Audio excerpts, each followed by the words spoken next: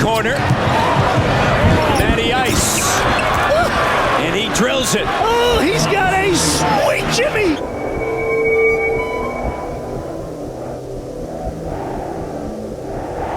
He fits the culture, doesn't he? Just kind of get out there, grinding. I think it's a great story, and I think it's testament to the Raptors scouting staff again. There's another guy, right? Terrence Davis, Chris Boucher. Go back to Pascal, Norm, Fred, DeLon, OG. They find guys, and Matt Thomas is just another great find.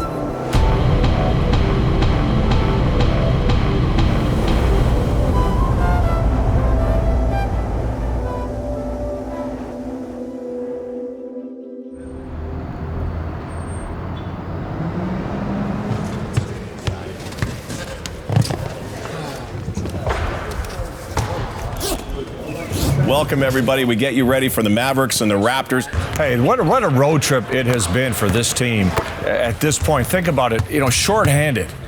They have this record coming into this road trip. And even if you were at full strength and you had this record, you'd be saying, wow, what a great trip. But under the circumstances, amazing.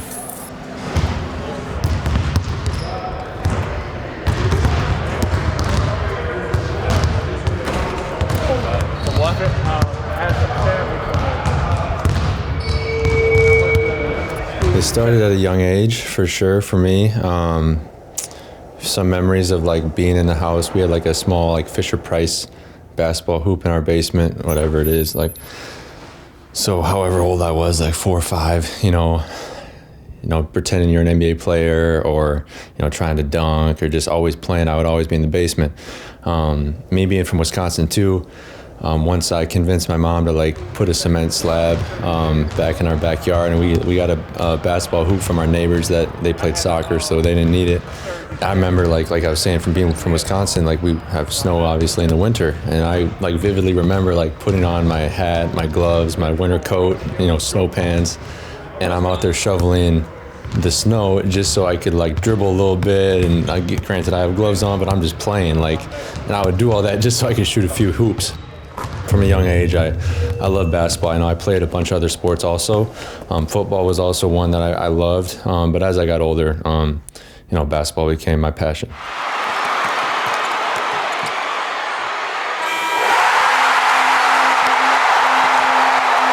Yeah, when I started watching the NBA was kind of when the Lakers were in their dynasty years. They three-peated. It was like 2000, 2001, and 2. And I kind of hopped on that bandwagon around that time. I was a Kobe fan growing up, loved Kobe. Other guys I like to watch were like Steve Nash, Ray Allen. As I got older and became like a shooter, I would watch guys like that I could kind of compare myself to, like J.J. Redick or Richard Hamilton, even when he, the game has changed now, but he shot a lot of mid-ranges, like coming off screens. That's kind of how I try to learn things from those guys.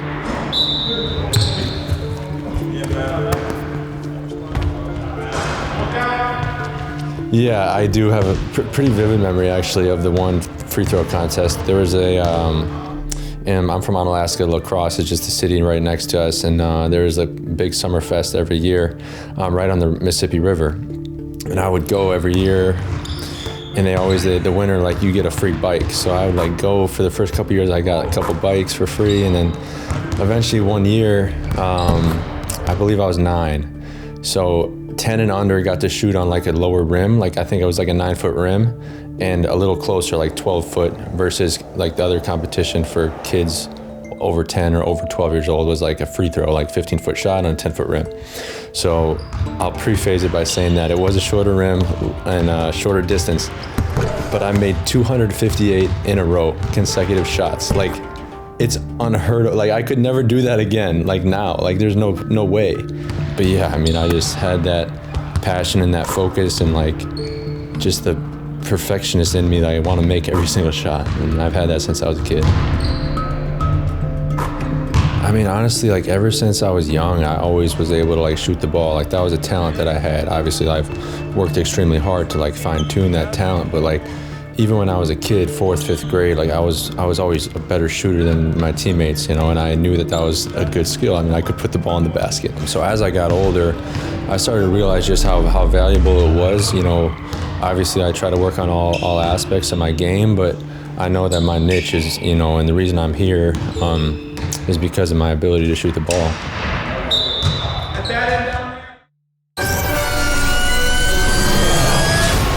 I told you, it's the fastest in the galaxy.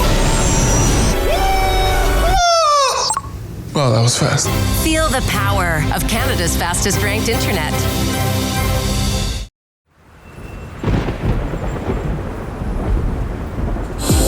Live from Dallas, it's Saturday night, and the Toronto Raptors road trip will conclude. Yeah, tough time in my life. I mean, obviously not related to basketball. So yeah, when I was like 9 was when my parents divorced. So they divorced. My dad ended up moving across the street shortly after he moved to La Crosse. Like I said, like the next city over. Me, my brother, and my sister were seeing him like every other weekend. So like they split the time. We were, like I said, we were seeing him every couple weeks, or we'd go and spend the weekend with him. But definitely like at that age, you don't know all the stuff that's going on, all the, everything in the background. But then, so like time goes on, we're doing that whole thing with the distance, and sure enough, it was the first day of school. Sorry, I'm like bringing back memories. First day of school, 5th grade. So I'm 11 years old at the time. I remember, like, this is just like vivid memories, I remember it was like the end of the day. One of my best friends, Connor Helgeson, his mom came by my classroom and, said she was gonna pick me up from school that day. And I figured like, I'm just gonna go over to Connor's house. We're gonna have like a play date or whatever. His dad is the sheriff of the county. So at the time, again, you don't put that stuff together. She brings me home to my house. I'm there, my mom, my sister, everyone's already there. The sheriff, his dad is there. And we sit in the living room, and essentially my mom just breaks the news, that that morning, my dad had taken his life. And at that age, you don't know, all the drugs and alcohol and everything, which was the reason why he did it, was because he was battling those addictions. But you don't have any idea, like all that stuff. You just know you lost your father. You know you lost your dad. And I'll remember too, that I'll never forget, it was September 1st. My sister's birthday is the 2nd. And every year my dad would take whoever's birthday was out to dinner. And my sister's like, everyone's crying, and my sister's like, I guess Dad, I'm not going to dinner with Dad tomorrow. And it's just crazy, because you see like your young sister, my brother's older than me, and my mom is just trying to keep the family together. After that, we definitely became closer, tight-knit, but it was definitely a tough moment in my life, but that's definitely a moment that helped shape me, shape my family, and that's why we're still so close today. 1, 2, 3.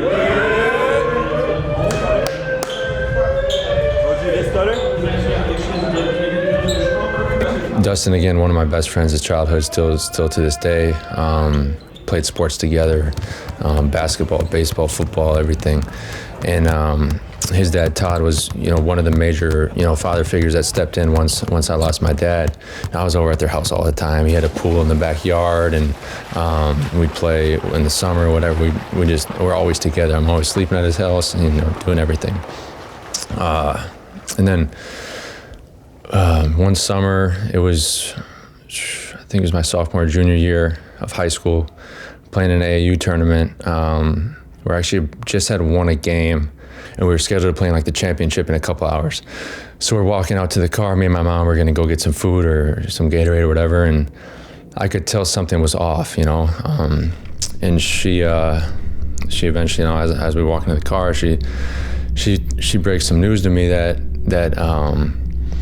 Dustin's family, they're up at the cabin, and they couldn't find Todd, and they think that he had drowned on the boat, because that was the last time he was seen. So And she's like, well, what do you want to do? And I'm like, well, I want to be up there with Dustin. Like, I need to be up there. So we're in Milwaukee, and we drive straight up north to the cabin, whatever, 4 or 5 hours. And I'll never forget that moment either. You know, we got up there, we met him off, it's middle of the night. We meet him off like the side of the road. And I just got out of the car and gave my friend a hug, you know. Ended up staying up there for the next couple of days with him. And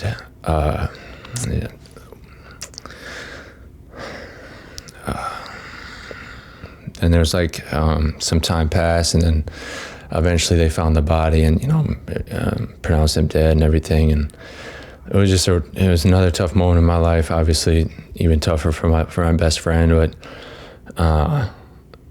again, it's just, it's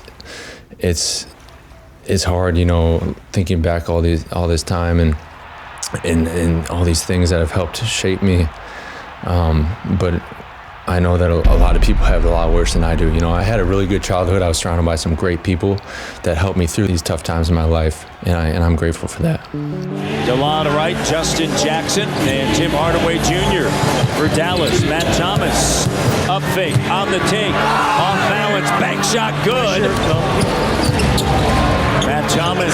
Oh, that's a big time play. He got chased off the line, showed you a little something off the bounce, and gives you a little defense. That's really nice. Dialing up a little bit with the bounce, right? I might be selling myself short if I say mediocre, but it was so-so. You know, like you said, I actually, you know, towards the end of my high school career was like pretty highly recruited. I was never a high recruited kid, like when I was young, like never in the top 100, never got invited to like any elite camps, nothing like that. Until my last summer, like I really kind of blew up in a few tournaments and was playing really well and played really well against some like high ranked kids, and ended up just out of nowhere. I was like ranked in the top, in like the 30s or something like that at ESPN. In the corner, Matty Ice. And he drills it. Oh, he's got a sweet Jimmy. 7 points, perfect 3 for 3.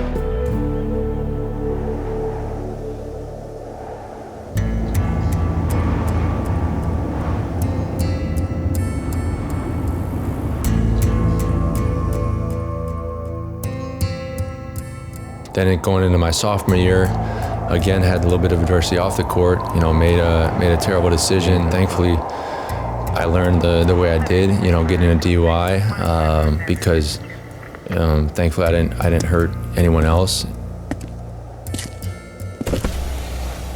I'm glad that I learned the way I did. You know, in college, it was that summer before my sophomore year. So I get in trouble. I get the DUI. I spend the night in jail. I remember the next morning, it's probably the hardest phone call I've probably ever had to make. You know, I was calling my mom, and she didn't know what happened. So I called her and just straight up told her to tell her what happened. Last night I was drinking. I decided to drive. The taillight was out in the back, and then one of the brake lights, and that's why I got pulled over. And I'm sitting in jail right now waiting to get released, and then I'm breaking down on the phone with her, and she's breaking down, and just the disappointment that I felt, I felt like I let her down, everything she had done for me to help raise me the right way, and just the whole community, everyone that had supported me, I felt like I let them down. Then it's kind of the whole story, my dad was an alcoholic, drug addict, and then they make that connection. And so that was another big turning point in my life, because it helped me kind of reevaluate what was important. That was, my faith, my family, my friends, school, basketball. I didn't do anything else. I didn't touch alcohol for a year after that. I lost my license. I'm going to probation, classes, I'm in a situation that I didn't think I would ever be in.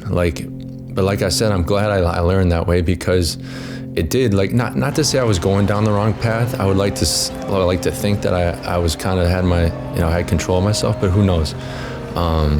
But it did get me back on, the path that I wanted to be at.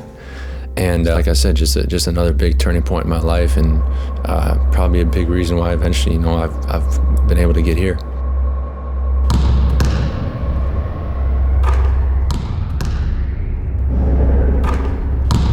junior, senior year, in college we're good. I shot the ball really well. I had a bigger opportunity, was starting. Going into the draft, I was kind of realistic with myself. I didn't think that I would get drafted. To be honest with you, I was dealing with like an injury my senior year. I had like bone spurs in my ankles that were causing a lot of pain, I wasn't moving well. So I had surgery right after that season to get those cleaned up. I was off the court for at least a month probably. And this is right before the pre-draft process, like a huge moment in my life, So I'm trying to rehab as fast as possible to get back in shape. So my first opportunity I think I had in front of like NBA scouts and GMs and coaches was at our pro day for our agency, and that was in LA. And like I shot it incredible. Like it was like an hour workout. I missed like 10 shots. I shot the shit out of it. And but up until then I didn't have any like NBA workouts, just pre-draft workouts, like nothing set up.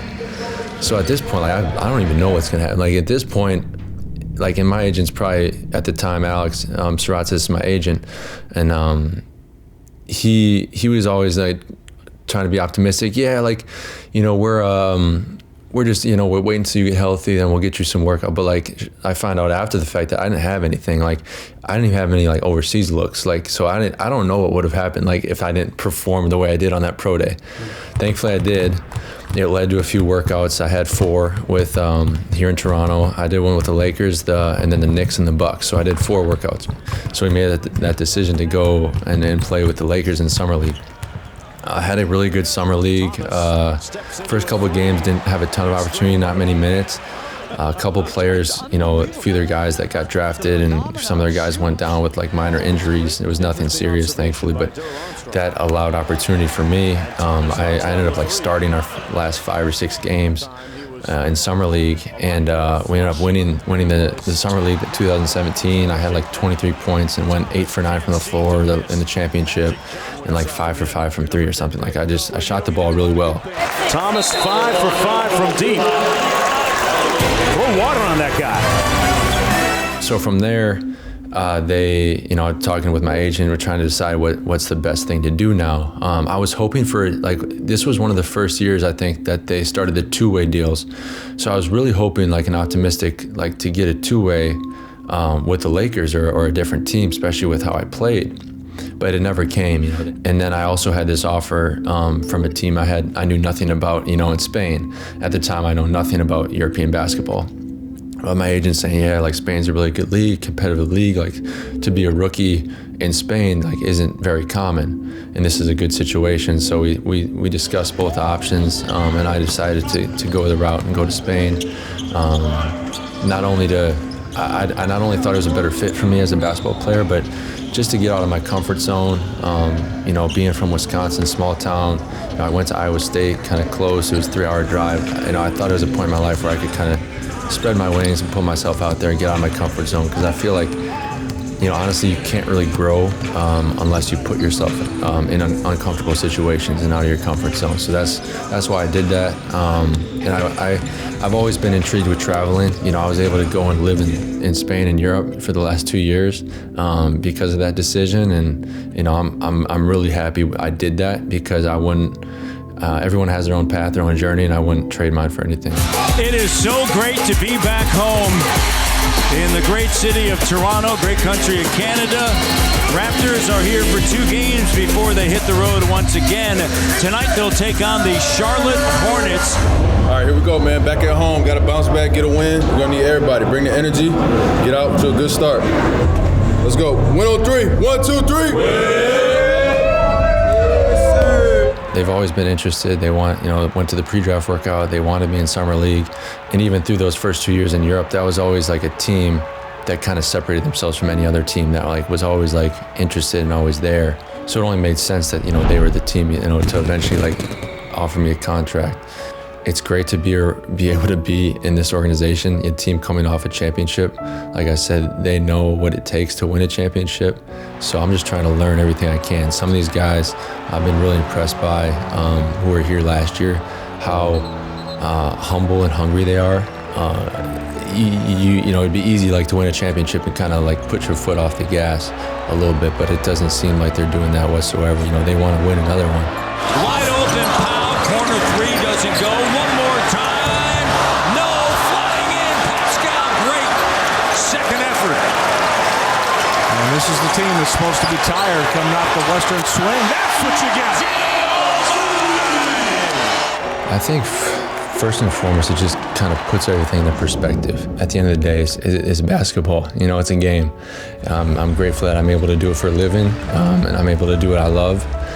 But like highs and lows, good games, bad games, like I'm not gonna go on this roller coaster because like I said, the things that I've went through have helped, you know, put things into perspective and what's truly important to me. You know, I love basketball, but I'm not gonna, after a bad game or a tough loss, like I'm gonna still remember like what's important in my life, you know.